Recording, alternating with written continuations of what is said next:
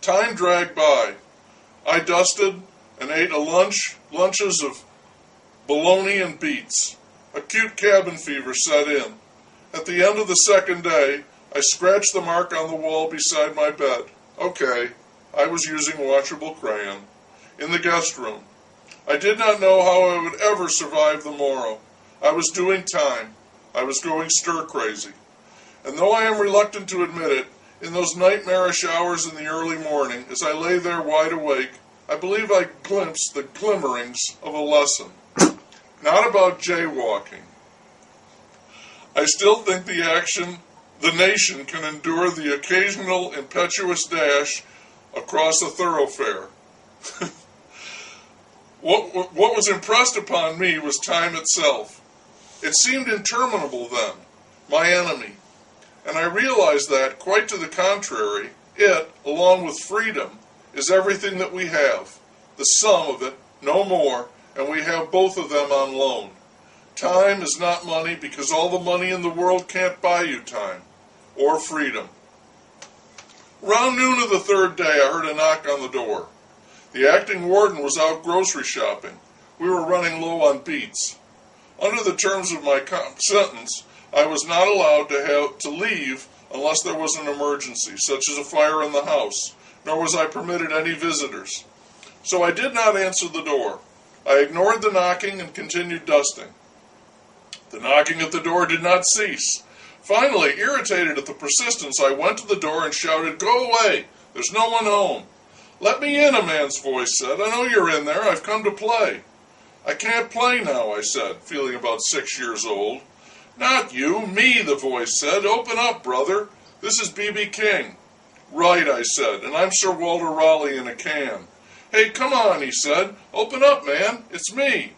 I said, "Okay, if you're really B.B. King, sing 'Nobody Loves Me But My Mother.'" And he did, right there on my doorstep, in that huge, swinging, bluesy voice he has. I threw open the door, and there he was, beaming. In his hand was a guitar case. I said, "I can't believe it. It's B.B. King."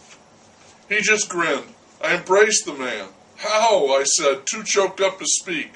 "Read about you in the papers," he said. "Thought you might like to hear some blues." "Come on in," I said, stepping aside. He wasn't alone. As the other folks walked in, he introduced them to me. There was the horn section, a drummer, bass player, rhythm guitar player, harp man, and 3 technicians, plus a lot of equipment.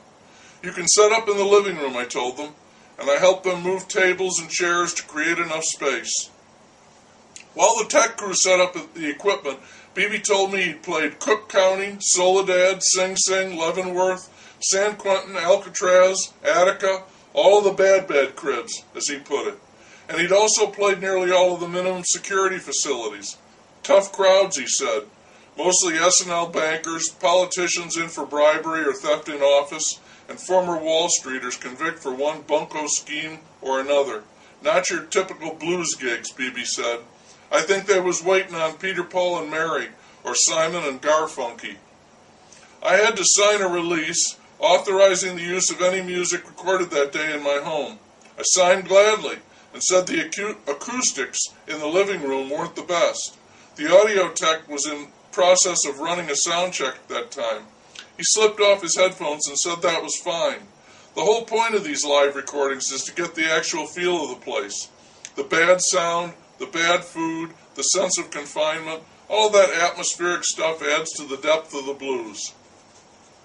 BB took Lucille out of her case, and though I didn't actually touch her, even though he said it was okay, I did get a close-up look at her. My wife, the acting warden, came home around that time, and I introduced her to BB, his band, and the tech crew. She was properly amazed and readily agreed to MC the show. The tentative name for the project was BB King Live in My House under my own recognizance. My wife did a good job on the introduction, as you'll hear when the record comes out, or the tape, or CD, or however they do it now. She thanked the arresting officer and the judge by name, and I booed them lustily, which tickled the musicians, and then she said, "And now, the man you've been waiting for, he needs no introduction." BB riffed into the start of How Blue Can You Get? The harp player was working out on our upright piano. It was slightly out of tune, but in that song, it sounded just right. The others joined in. I thought they would blow the windows right out of the casements. The drapes swayed, pictures shook on the walls.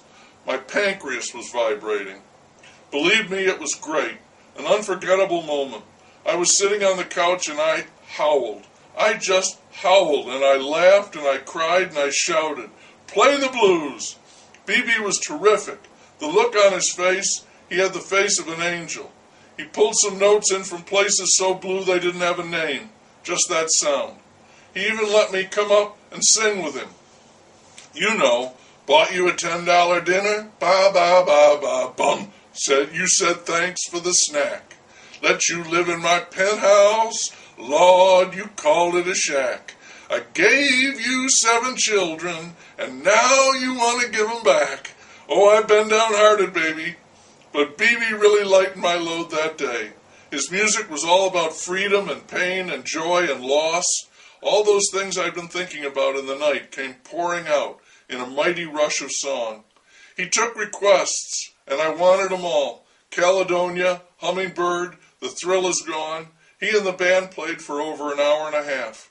BB wiped his face with a handkerchief and said it took him back to when he was just a fry in Indianola. Then they packed up and left. I admit it, I cried. I hugged every one of them. I thanked them all for helping me through a real down time. I was ready to go back to work, ready to cross streets once again. I asked BB where he'd be heading next, and he said Salt Lake City. He'd heard that some kid had been grounded for a bad report card, and BB thought maybe he'd like to hear some blues. This story may as well be dedicated to Jerry Rubin, killed while jaywalking. Power to the people.